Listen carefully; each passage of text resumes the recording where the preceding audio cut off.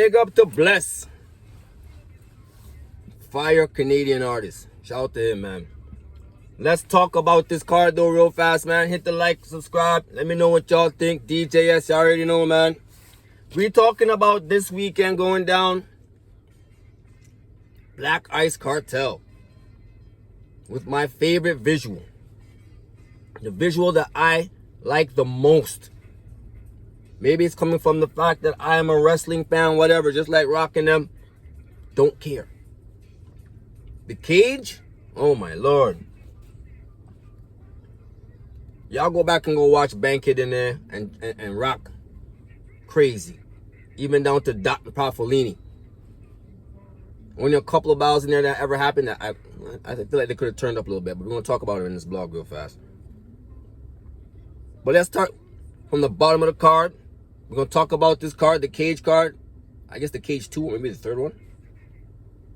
But we're going to start from the bottom of the card. Alright? Quick prediction blog. Let's talk about this card real fast. Let's go here first. Kitchen Clean versus Cut Eastwood. Now, Clean got Rex coming up too.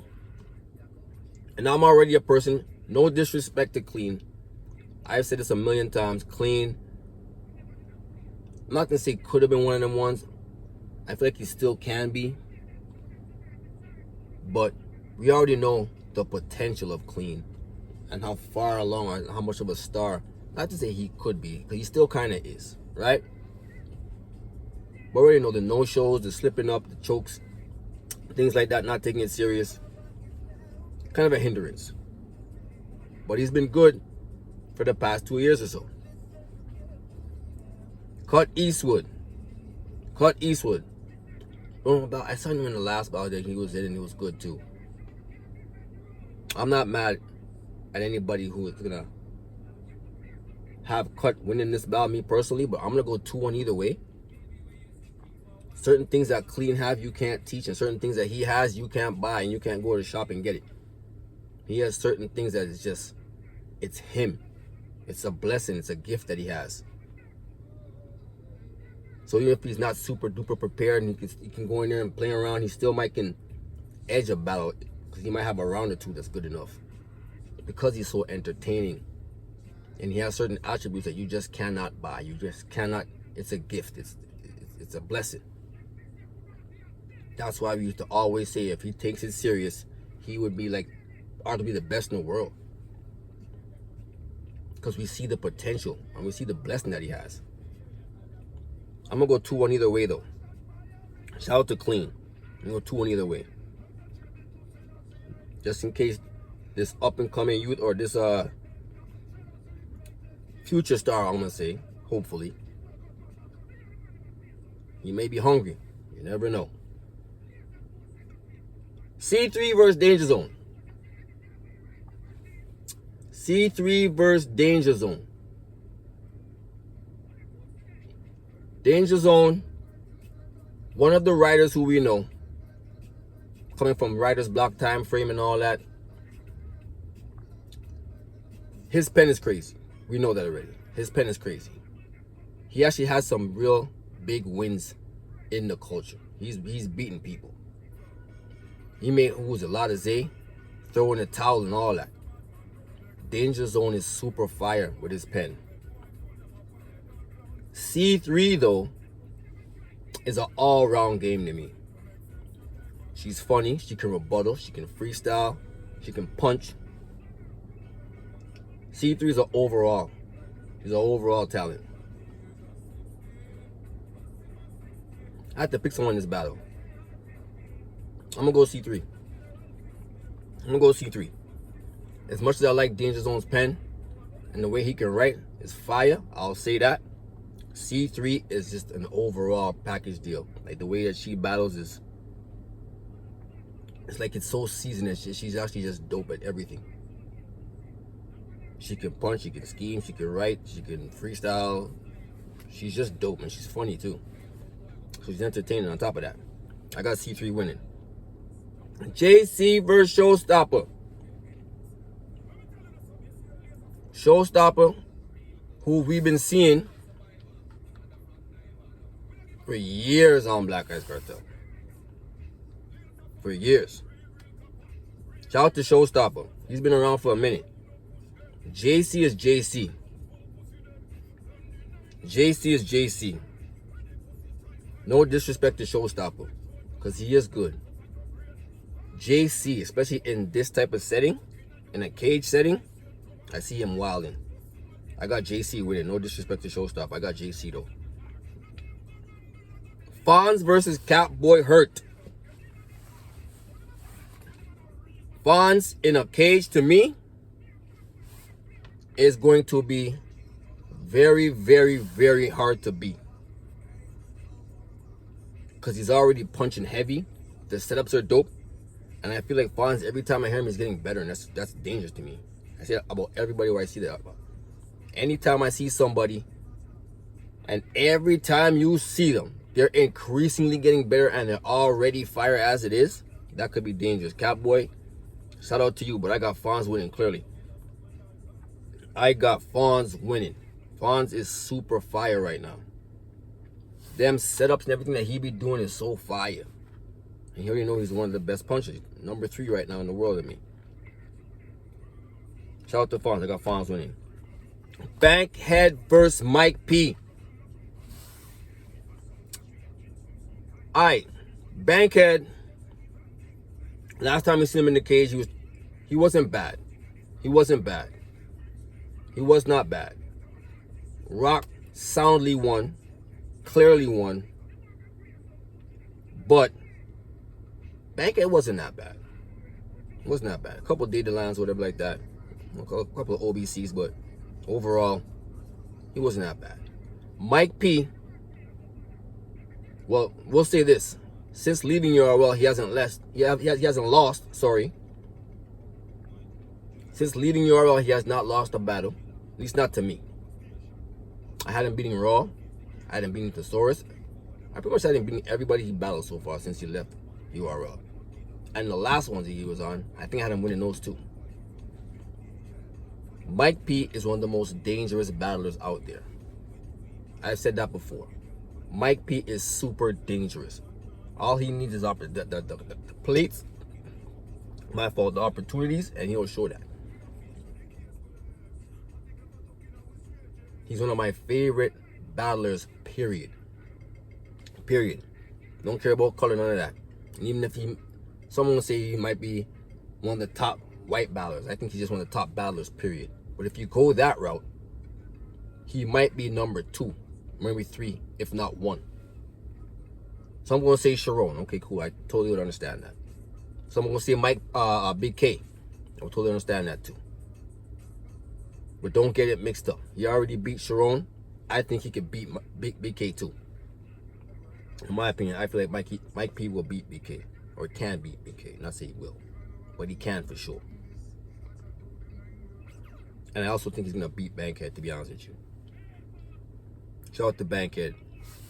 I do not have Bankhead winning this battle. Mike P, I feel like his bars and the way he spits is just way too more, it's so more potent. And Bankhead, even though he's probably going to be at home, he was at home against Rock too, and that didn't help. Mike P, the way he battles, his aggression and his delivery in that cage, I feel like is going to work wonders. And it's going to look amazing on camera. Amazing on camera. I got Mike P winning. Shout out to Bankhead though. Now Vix versus 40. I spoke about already. Right? Now shout out to one of my commenters, if I can call him that. Right? He thinks that, respectfully too, you can win in the cage being laid back. The only thing is, the battles that are laid back in the cage don't look good, and they're very boring to watch. Shout out to E Heart and Coffee. That battle is good at best, when it should be fire or it should be a classic. That is E Heart and Coffee. Alright? You got an E Heart and Coffee battle in a cage, and it's just good at best. It's too laid back, I feel like. I feel like E was just in there just rapping. Her versus Mulatto Black, she has a totally different energy.